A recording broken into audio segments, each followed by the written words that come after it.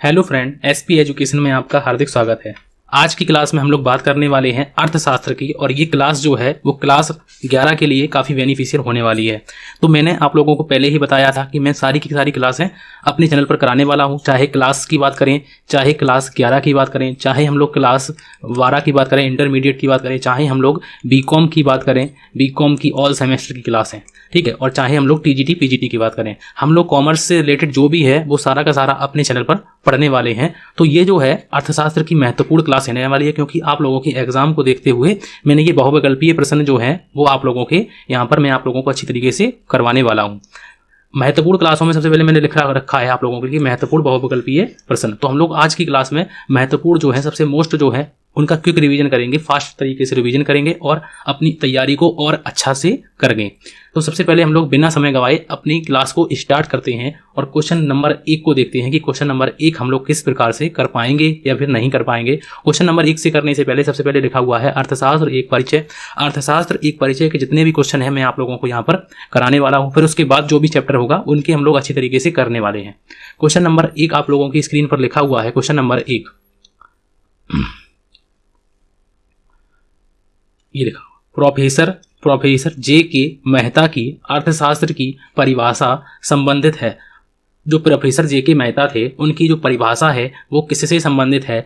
इच्छा रहित अवस्था से संबंधित है, असीमित साध्यों तथा सीमित साधनों से संबंधित है, मनुष्य के आर्थिक कल्याण से संबंधित है, या फिर राष्ट्रों के धन से संबंधित है। तो इसका सही आंसर आप लोगों को क्या है वो आप लोगों को राइट आंसर बताना है कि क्वेश्चन नंबर 1 का सही आंसर क्या हो जाएगा। प्रोफेसर जे के मेहता का नाम भी पूछा जाता है कि प्रोफेसर जे के मेहता का पूरा नाम क्या है। तो इनका पूरा नाम भी पूछा जाता है कि प्रोफेसर जे के मेहता का पूरा नाम क्या था। तो प्रोफेसर जे के मेहता का जो पूरा नाम है वो है जमशेद ए खुसरो मेहता। क्या है? जमशेद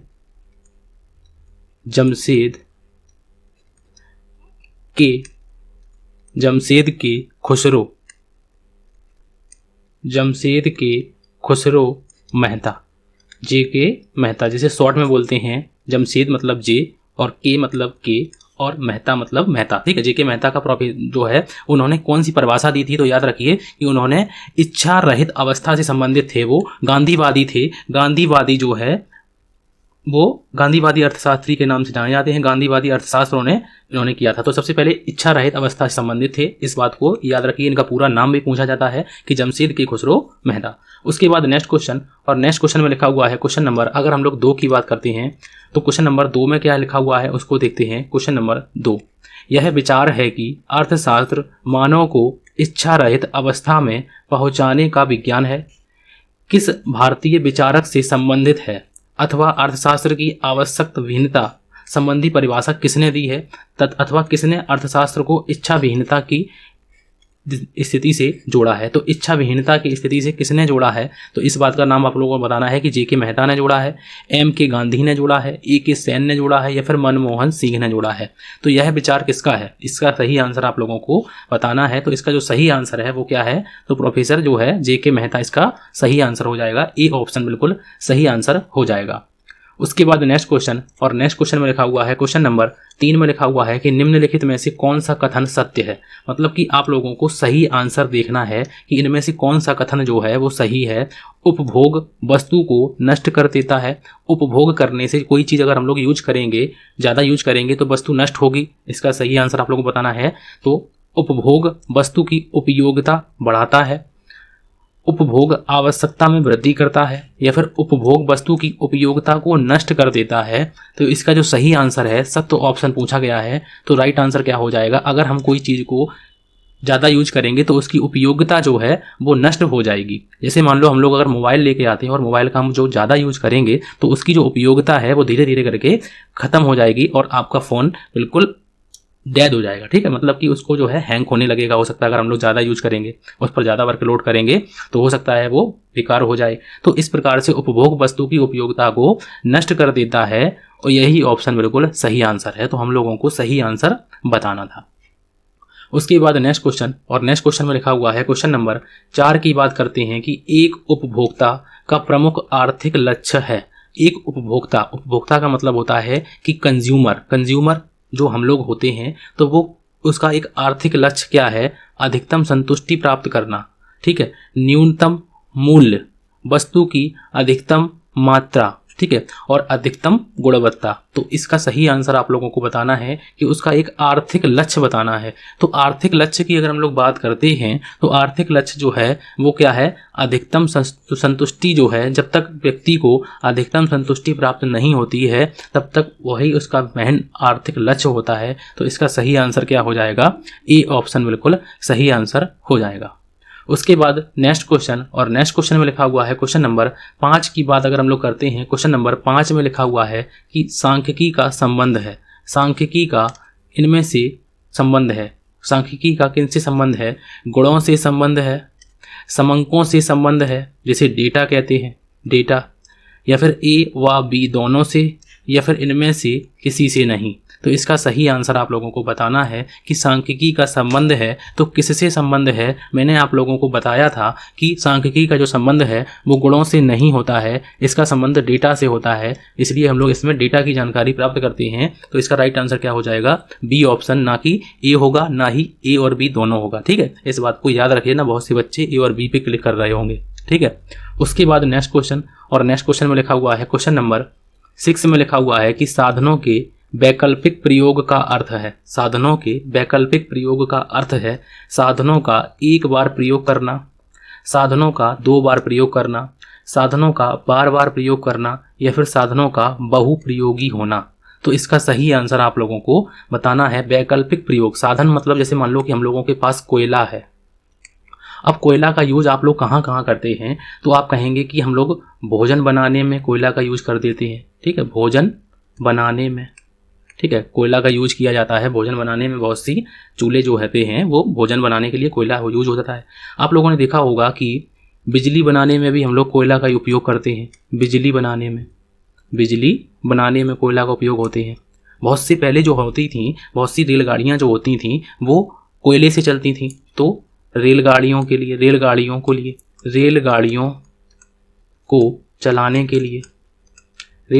को चलाने के लिए, भोजन बनाने के लिए, बिजली बनाने के लिए, रेलगाड़ियों को चलाने के लिए, तो इस प्रकार से कोयले के बहुत प्रयोग हैं, वैकल्पिक प्रयोग हैं, इसके बहुत जगह हम यूज कर सकते हैं। तो इसका क्या लिखा हुआ है कि साधनों का बहुउपयोगी होना।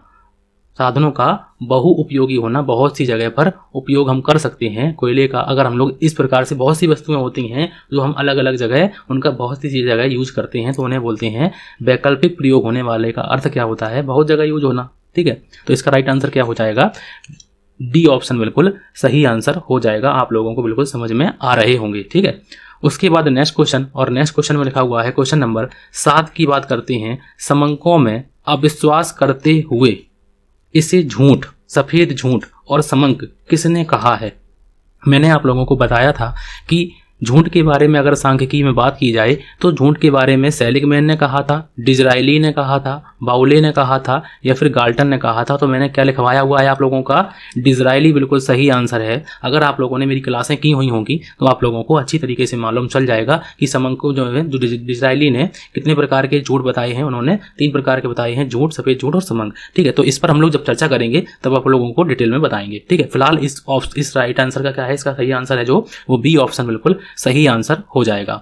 उसके बाद नेक्स्ट क्वेश्चन, और नेक्स्ट क्वेश्चन में लिखा हुआ है क्वेश्चन नंबर 8 की बात करते हैं। क्वेश्चन नंबर 8, अर्थशास्त्र का जनक किसे कहा जाता है? अर्थशास्त्र का जनक रिकार्डो साहब को कहा जाता है, एडम स्मिथ साहब को कहा जाता है, J.S. मिल को कहा जाता है, या फिर मार्शल साहब को कहा जाता है? इसका सही आंसर जो है वो आप लोगों ने बिल्कुल सही आंसर लगा लिया है। तो इसका सही आंसर क्या है? एडम स्मिथ अर्थशास्त्र के जनक माने जाते हैं। तो इसका राइट आंसर क्या है? ए ऑप्शन बिल्कुल सही आंसर हो जाएगा।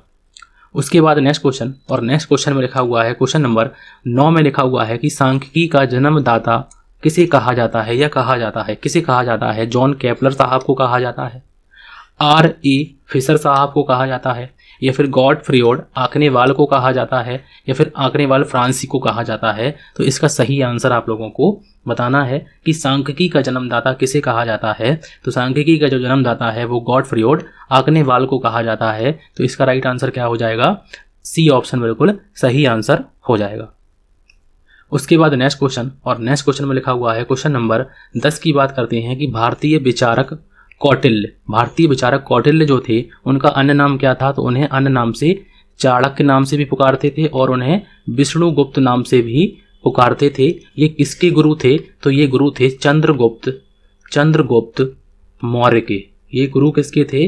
चंद्रगुप्त मौर्य के गुरु थे। तो इन्होंने चंद्रगुप्त मौर्य को, ये प्रधानमंत्री थे या फिर इनके गुरु थे, ठीक है। तो इन्होंने कौन सी पुस्तक लिखी थी? कौटिल्य की पुस्तक का नाम बताना है। अर्थशास्त्र लिखी थी, भारत का अर्थशास्त्र लिखी थी, प्राचीन भारत का अर्थशास्त्र लिखी थी, या फिर आर्थिक विचारधारा पर लिखी थी। तो इसका सही आंसर, ये ऑप्शन पूरा नहीं है, तो इसका सही आंसर आप लोगों को बताना है कि भारतीय विचारक कौटिल्य, चाणक्य या विष्णुगुप्त की पुस्तक का नाम क्या था?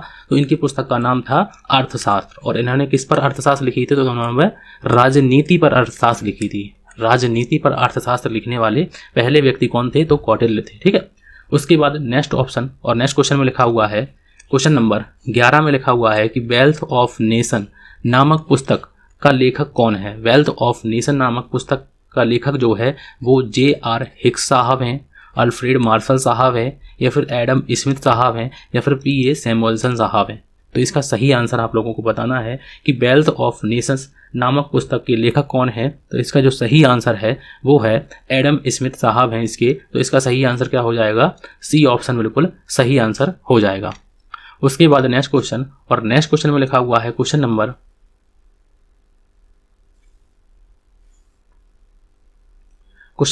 12 की बात करते हैं। क्वेश्चन नंबर 12 में लिखा हुआ है, क्वेश्चन नंबर 12 में कि इकोनॉमिक्स ऑफ वेलफेयर के लेखक कौन है? इकोनॉमिक्स ऑफ वेलफेयर के लेखक कौन है? रॉबिन्स साहब हैं, मार्शल साहब हैं, पिगू साहब हैं, या फिर J.K. मेहता साहब हैं।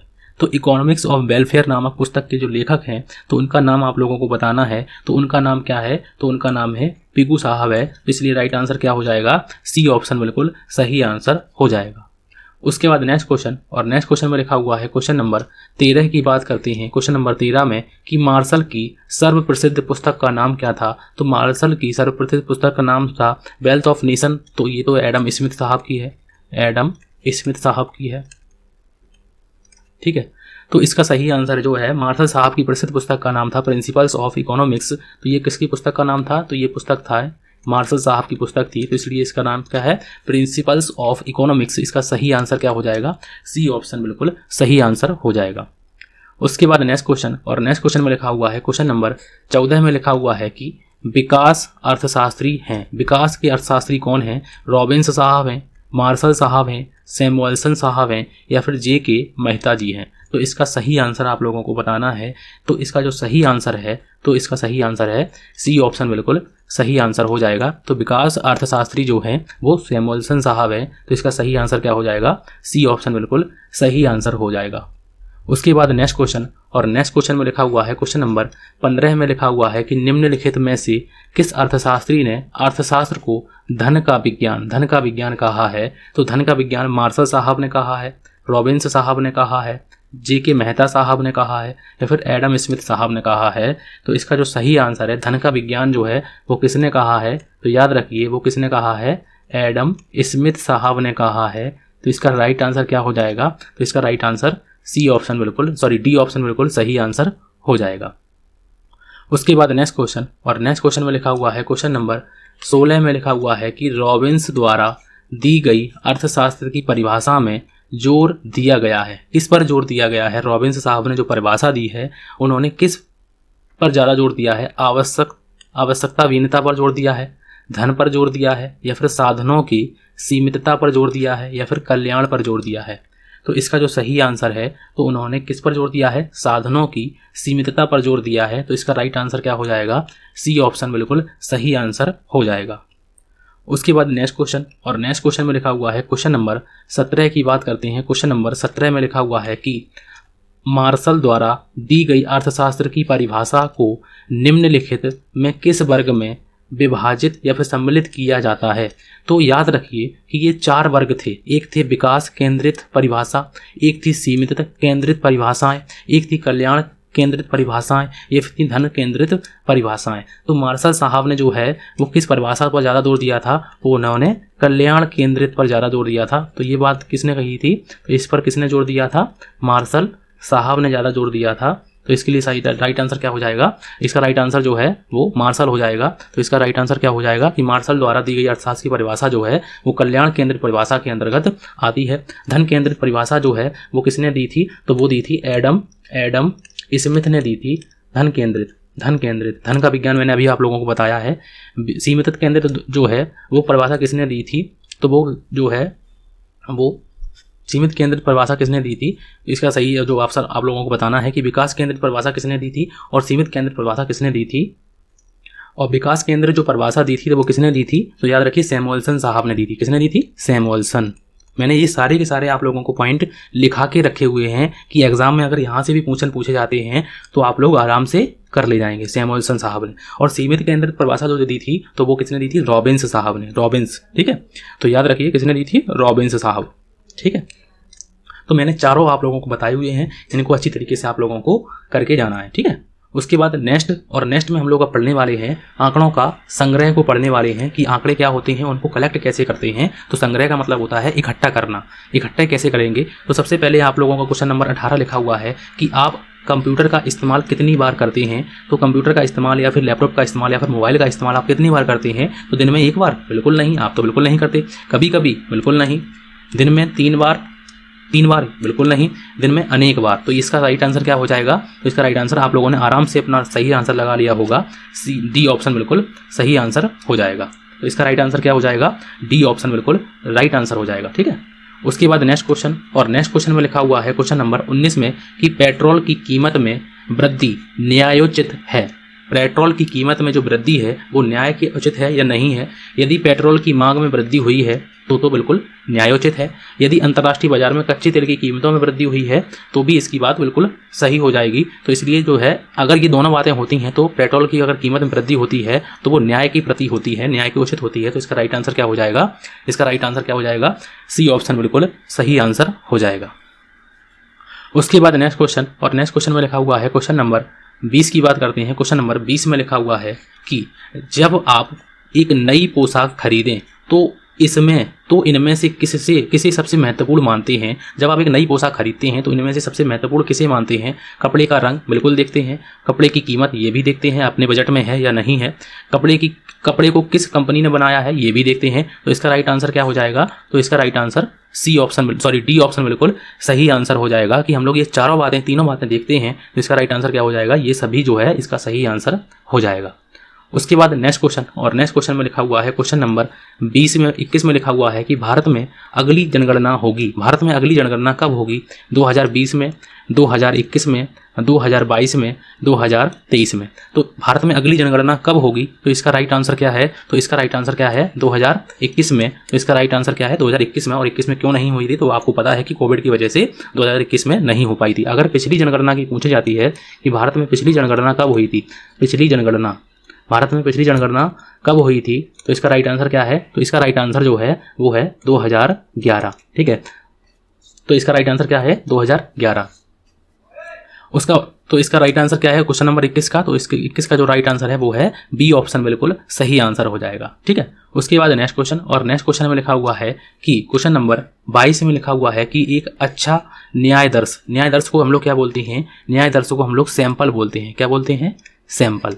हम लोग सैंपल या फिर जैसे हम लोग क्या कहते हैं, नमूना आप लोगों ने सुना भी होगा, ठीक है। तो न्यायदर्श हमेशा आधारित होता है, नमूना हमेशा किस पर आधारित होता है, दैव निदर्शन पर आधारित होता है, स्तरित निदर्शन पर आधारित होता है, समूह निदर्शन पर आधारित होता है, या फिर इनमें से कोई नहीं। तो इसका जो सही आंसर है, तो इसका सही आंसर क्या है कि दैव निदर्शन पर आधारित होता है। रैंडम सैंपलिंग हम लोग करते हैं कि न्यायदर्श सैंपल में जैसे मान लो कि कोई हम लोग किसी चीज़ को लेने जाते हैं तो हम लोग कहते हैं कि इसको जरा हमें चिखाइए, ठीक है, मतलब इसका टेस्ट कराइए, तभी हम आगे बढ़ेंगे, तभी हम आगे लेंगे। तो वो जो सैंपल के रूप में हमें दिया जाता है वो दैव निदर्शन होता है। तो रैंडम सैंपलिंग होती है, ठीक है। उसमें से कुछ चीज़ों को हम छांटते नहीं है कि हम उसी को देंगे, ठीक है, ऐसा नहीं होता है इसमें, ठीक है। तो इसका राइट आंसर क्या हो जाएगा, ए ऑप्शन बिल्कुल सही आंसर हो जाएगा। उसके बाद नेक्स्ट क्वेश्चन, और नेक्स्ट क्वेश्चन में लिखा हुआ है क्वेश्चन नंबर 23 में लिखा हुआ है कि भारत में द्वितीयक आंकड़े कितने प्रकार के होते हैं। तो इस बात को याद रखिए कि आंकड़े जो होते हैं वो मैंने आप लोगों को बताए हुए हैं कि प्राथमिक आंकड़े होते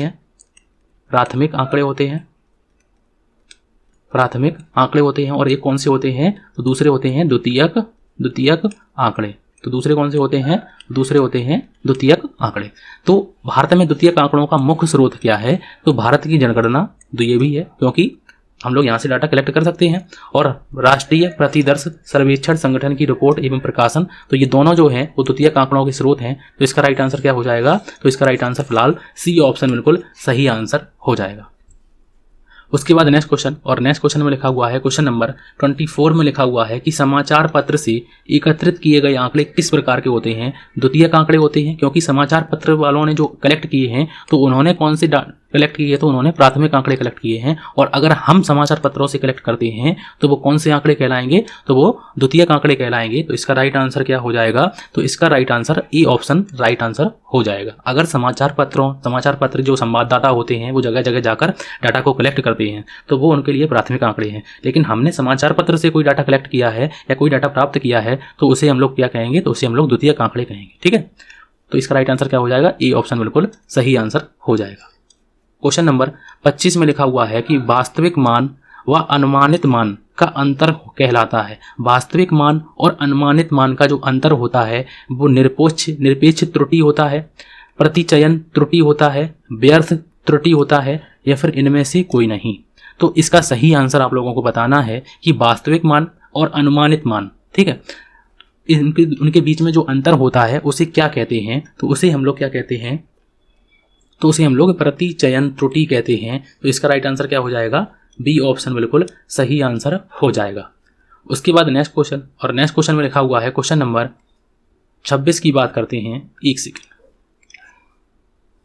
क्वेश्चन नंबर 26 में लिखा हुआ है कि जब हर विधि में समग्र समष्टि की प्रत्येक इकाई के प्रतिदर्श के रूप में चुने जाने के समान अवसर होते हैं तब यह विधि कहलाती है। तो तब यह विधि क्या कहलाती है? सीमित यादृच्छिक प्रतिचयन विधि कहलाती है, अयादृच्छिक प्रतिचयन विधि कहलाती है, यादृच्छिक प्रतिचयन विधि कहलाती है, या फिर इनमें से कोई नहीं। तो इसका जो सही आंसर है, तो इसका सही आंसर जो है वो है सी ऑप्शन बिल्कुल सही आंसर हो जाएगा। क्योंकि ये क्वेश्चन जो है वो बीकॉम लेवल का था, तो क्योंकि मैंने ये आप लोगों को हो सकता है कराया भी ना हो। ठीक है, कोई दिक्कत की बात नहीं है। कुछ क्वेश्चन ऐसे भी हो सकते हैं जो आप लोगों के एग्जाम में नहीं भी देखने को मिलेंगे। ठीक है, उसके बाद नेक्स्ट क्वेश्चन, और नेक्स्ट क्वेश्चन में लिखा हुआ है, क्वेश्चन नंबर 27 में लिखा हुआ है कि अन्वेषक जो है, अन्वेषक द्वारा स्वयं एकत्रित किए जाने वाले आंकड़े होते हैं। तो स्वयं एकत्रित किए जाने वाले आंकड़े, अभी अनुसंधानकर्ता क्या होता है, अन्वेषक क्या होता है, ये सारी बातें मैंने बताई हुई हैं आप लोगों को। मैंने स्टैटिस्टिक्स की 20 क्लासें करा दी हैं,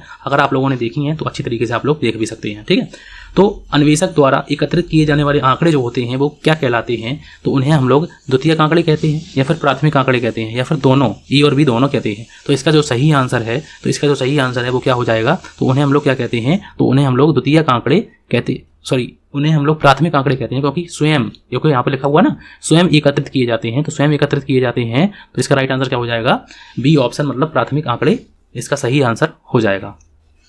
उसके बाद नेक्स्ट क्वेश्चन, और नेक्स्ट क्वेश्चन में लिखा हुआ है, क्वेश्चन नंबर 28 में लिखा हुआ है, क्वेश्चन नंबर 28 में लिखा हुआ है कि प्राथमिक आंकड़ों के संकलन का मुख्य स्रोत है। प्राथमिक आंकड़ों के संकलन का मुख्य स्रोत क्या है? प्रत्यक्ष व्यक्तिगत अनुसंधान, मतलब हम डायरेक्ट जाके व्यक्ति से बात करके हम लोग अपने डाटा कलेक्ट कर सकते हैं, ये बात बिल्कुल सही है। अप्रत्यक्ष मौखिक अनुसंधान, ये बात बिल्कुल सही है। स्थानीय स्रोत, ये भी बिल्कुल सही है। तो इसका राइट आंसर क्या हो जाएगा? इसका राइट आंसर जो है वो ये सभी बिल्कुल सही आंसर हो जाएगा। तो इसका राइट आंसर क्या हो जाएगा? इसका राइट आंसर डी ऑप्शन बिल्कुल सही आंसर हो जाएगा। उसके बाद नेक्स्ट क्वेश्चन, और नेक्स्ट क्वेश्चन में लिखा हुआ है, क्वेश्चन नंबर 29 में लिखा हुआ है कि प्राथमिक आंकड़ों को द्वितीयक आंकड़ों से अधिक प्राथमिकता दी जाती है जब, कब दी जाती है प्राथमिकता? क्योंकि प्राथमिक आंकड़ों को हम लोग ज़्यादा तवज्जो देते हैं द्वितीयक आंकड़ों से जब हमें अधिक शुद्ध, वांछनीय, मतलब कि अच्छे तरीके से परिणाम चाहिए होते हैं, तब हम लोग क्या करते हैं कि हम लोग प्राथमिक आंकड़े जो है वो कलेक्ट करते हैं। तो इसका राइट आंसर क्या हो जाएगा? ए ऑप्शन बिल्कुल सही आंसर हो जाएगा। ठीक है, तो इसका राइट आंसर क्या हो जाएगा? A option. जब हमें अधिक शुद्धता के और अच्छी तरीके से हमें डाटा चाहिए तो हम लोग प्राथमिक आंकड़ों को द्वितीयक आंकड़ों से ज़्यादा तवज्जो देते हैं, क्योंकि हम जगह जगह जाकर खुद जाकर जानकारी प्राप्त करते हैं। ठीक है, उसके बाद नेक्स्ट क्वेश्चन, और नेक्स्ट क्वेश्चन में लिखा हुआ है, क्वेश्चन नंबर 30 में लिखा हुआ है कि एक अनुसंधान के लिए मौलिक रूप से संकलित समंक कहलाते हैं। एक अनुसंधान के लिए मौलिक रूप से संकलित समंक कहलाते हैं, प्राथमिक समंक कहलाते हैं, द्वितीयक समंग कहलाते हैं। मौलिक रूप से स्वतंत्र रूप से अगर इन बातों की अगर बात आती है तो उन्हें हम लोग क्या कहते हैं, तो उन्हें हम लोग प्राथमिक समंग कहते हैं। तो इसका राइट आंसर क्या हो जाएगा, ए ऑप्शन बिल्कुल सही आंसर हो जाएगा। उसके बाद नेक्स्ट क्वेश्चन, और नेक्स्ट में हम लोग पढ़ने वाले हैं आंकड़ों का संगठन। अभी हम लोगों ने क्या पढ़ा था, आंकड़ों का संग्रह। हम लोगों ने अभी क्या पढ़ा था, आंकड़ों का संग्रह। आंकड़ों का संग्रह हम लोगों ने पढ़ा था। अब हम लोग पढ़ेंगे आंकड़ों का संगठन। ठीक है, तो क्वेश्चन नंबर 31 में लिखा हुआ है कि आंकड़ों के बढ़ते हुए या घटते क्रम में क्रमबद्ध प्रबंध को कहते हैं। क्या कहते हैं, आंकड़ों के बढ़ते हुए और घटते हुए क्रम को क्रमबद्ध करना जो है वो प्रबंध में क्या कहलाता है, सरल व्यू कहलाता है, व्यू कहलाता है, क्रम व्यू कहलाता है, या फिर कठिन व्यू कहलाता है। तो इसका जो सही आंसर है कि आंकड़ों के बढ़ते हुए और घटते हुए क्रम में क्रमबद्ध करना प्रबंध को जो है वो सरल व्यू कहते हैं। तो इसका राइट आंसर क्या हो जाएगा, ए ऑप्शन बिल्कुल सही आंसर हो जाएगा। उसके बाद 32 नंबर क्वेश्चन में लिखा हुआ है, क्वेश्चन नंबर 32 की बात करते हैं कि वर्ग की चौड़ाई को कहते हैं। वर्ग की चौड़ाई को क्या कहते हैं, वर्ग चिन्ह कहते हैं, वर्ग का आकार कहते हैं, वर्ग संख्या कहते हैं, या फिर इनमें से कोई नहीं। वर्ग की अगर चौड़ाई को क्या कहते हैं, तो इसका जो सही आंसर है वर्ग की चौड़ाई को, अगर वर्ग की चौड़ाई इस प्रकार से है, वर्ग की चौड़ाई, ठीक है, वर्ग की चौड़ाई इस प्रकार से है तो उसे क्या कहते हैं, चौड़ाई को हम लोग आकार कहते हैं। ठीक है, तो इसका राइट आंसर क्या हो जाएगा, ए ऑप्शन बिल्कुल बी ऑप्शन बिल्कुल सही आंसर हो जाएगा। उसके बाद नेक्स्ट क्वेश्चन, और 33 नंबर में लिखा हुआ है कि श्रृंखला, ठीक है, ये श्रृंखला लिखा हुआ है, श्रृंखला में एक वर्ग की उच्च सीमा दूसरे वर्ग की निम्न सीमा होती है। तो एक वर्ग की उच्च सीमा और एक वर्ग की निम्न सीमा जो होती है उसे अपवर्ती श्रेणी कहते हैं, समावेशी श्रेणी कहते हैं, ए और बी दोनों कहते हैं, या फिर इनमें से कोई नहीं। तो इसका जो सही आंसर है तो उसे क्या कहते हैं, उसे हम लोग अपवर्ती श्रेणी कहते हैं। तो ये मैंने आप लोगों को बताया हुआ है कि श्रेणियाँ जो होती हैं, श्रेणियों के प्रकार, श्रेणियों के प्रकार, तो श्रेणियों के मैंने आप लोगों को 3 प्रकार लिखवाए हुए हैं। एक होती है व्यक्तिगत श्रेणी, एक होती है व्यक्तिगत श्रेणी, एक होती है खंडित श्रेणी, एक कौन सी होती है, एक होती है खंडित श्रेणी, और एक होती है सतत श्रेणी। कौन सी होती है, सतत श्रेणी, जिसे क्या कहते हैं, इसे हम लोग वर्गीकृत श्रेणी भी कहते हैं। तो ये 3 श्रेणियां जो होती हैं वो मैंने तीनों की आप लोगों को लिखवाई हुई हैं। तो इसका राइट आंसर क्या हो जाता है, ए ऑप्शन बिल्कुल सही आंसर हो जाएगा। उसके बाद 34 में लिखा हुआ है, क्वेश्चन नंबर 34 में, कि अपवर्ती विधि के अंतर्गत किसी वर्ग की उच्च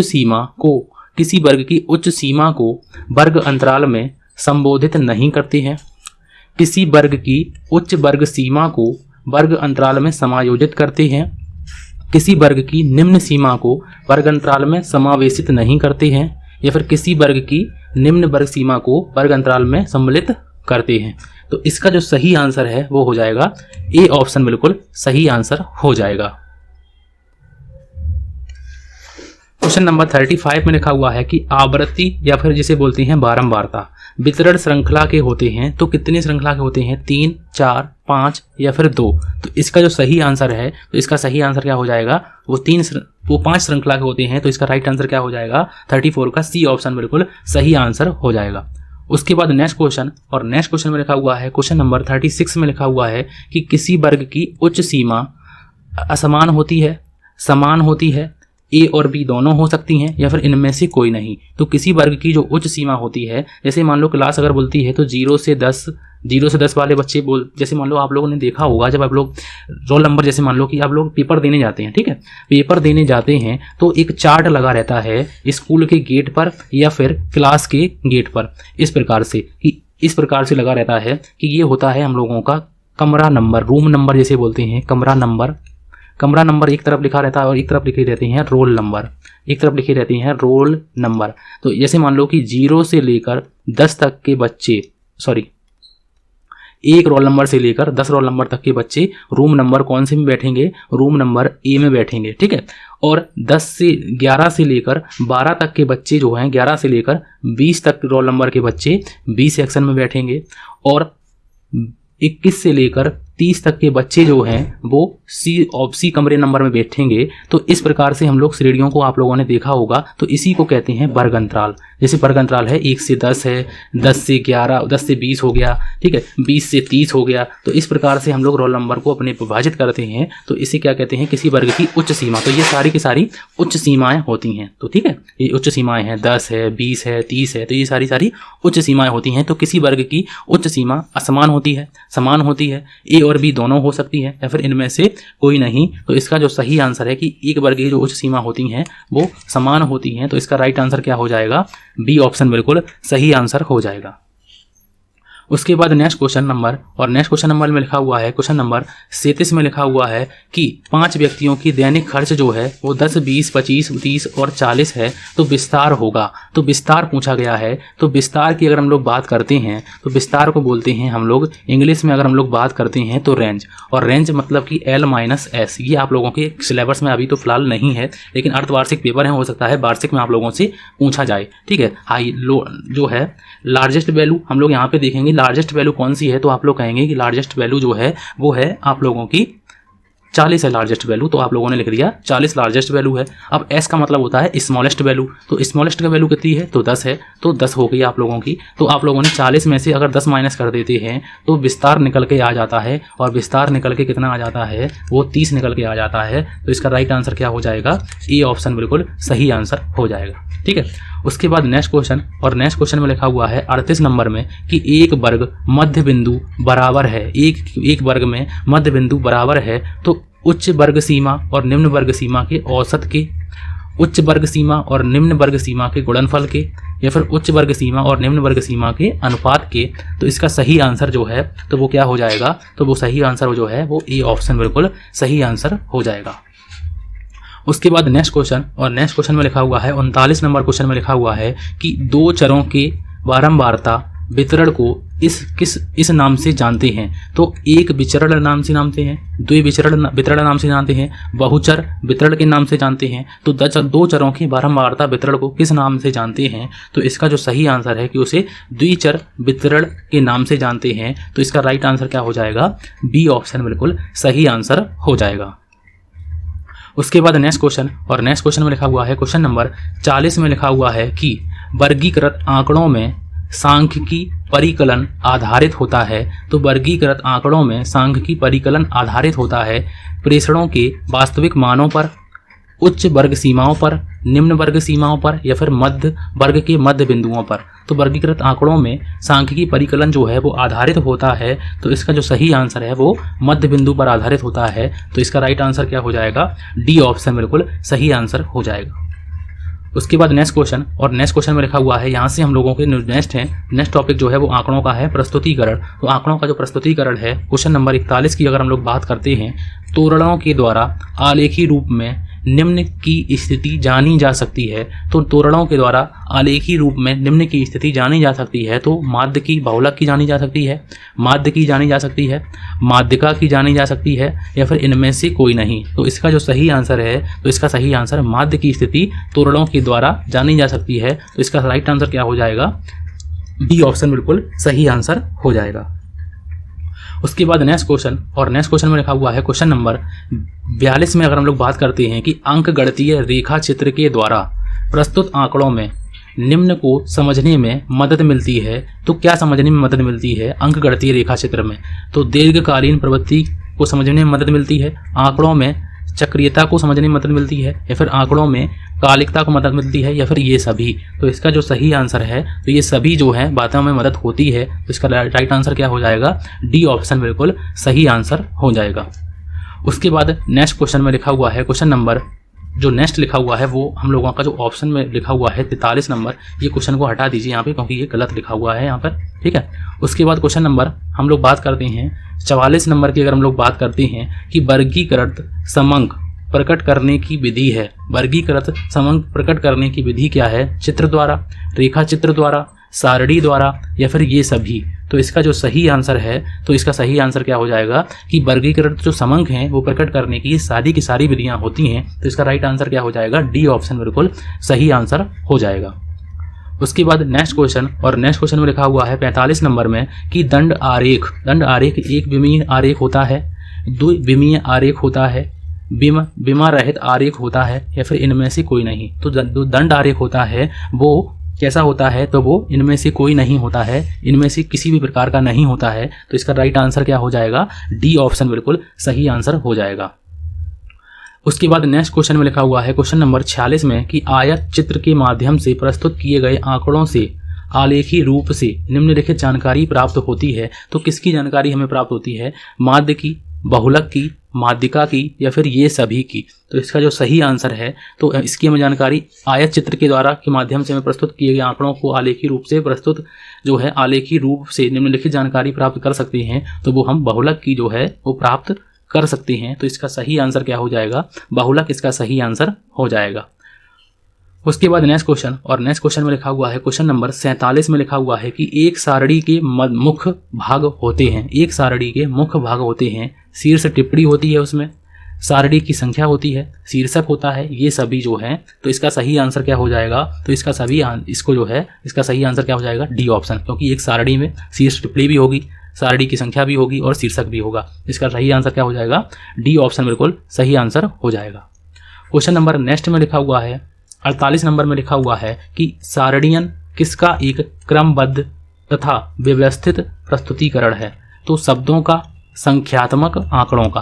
तो सारणियन जो है तो वो किसका प्रस्तुतिकरण है, तो वो संख्याओं का प्रस्तुतिकरण होता है। तो इसलिए इसका राइट आंसर क्या हो जाएगा, बी ऑप्शन बिल्कुल सही आंसर हो जाएगा। उसके बाद नेक्स्ट क्वेश्चन में लिखा हुआ है कि संचयी बारंबारता रेखा चित्र है, पाई चित्र है, आवृत्ति आयत चित्र है, औजाइम है, या फिर आवृत्ति चित्र है। तो इसका सही आंसर आप लोगों को बताना है। तो इसका जो सही आंसर है वो आवृत्ति वक्र होता है। तो इसलिए राइट आंसर क्या हो जाएगा, डी ऑप्शन बिल्कुल सही आंसर हो जाएगा। और नेक्स्ट और लास्ट क्वेश्चन आज का हम लोगों का आखिरी क्वेश्चन लिखा हुआ है कि बहुलक प्राप्त किया जा सकता है। बहुलक हम लोग किससे प्राप्त कर सकते हैं, आवृत्ति आयत चित्र से, आवृत्ति वक्र से, औजाइम से, या फिर इनमें से कोई नहीं। तो बहुलक जो है वो हम आवृत्ति वक्र से प्राप्त कर सकते हैं। तो इसका सही आंसर क्या हो जाएगा, बी ऑप्शन बिल्कुल सही आंसर हो जाएगा। तो आज की क्लास में मैंने आप लोगों को अर्थशास्त्र के टॉप 50 क्वेश्चन अच्छी तरीके से करवाए हुए हैं। आप लोग इनका क्विक रिवीजन कीजिए, क्योंकि मैंने क्वेश्चन ही क्वेश्चन कराए हुए हैं, ज़्यादा थ्योरी आप लोगों को बताई नहीं है। तो आप लोग इनकी तैयारी अच्छी से करिए, क्योंकि एग्जाम पास में है। तो आज की क्लास आप लोगों को कैसी लगी, अगर अच्छी लगी तो प्लीज़ आप लोग लाइक जरूर कर दें और चैनल को सब्सक्राइब जरूर कर लें। तो नेक्स्ट क्लास आप लोगों को बहुत ही जल्द मिलेगी, और उसकी जो क्लास होगी वो हम लोगों की खंड खा की आप लोगों की क्लास करने वाले हैं। तो आप लोग चैनल से जुड़ जाइए और अच्छी तरीके से अपनी क्लासों को करते रहिए। तो आज की क्लास के लिए थैंक यू फॉर वॉचिंग।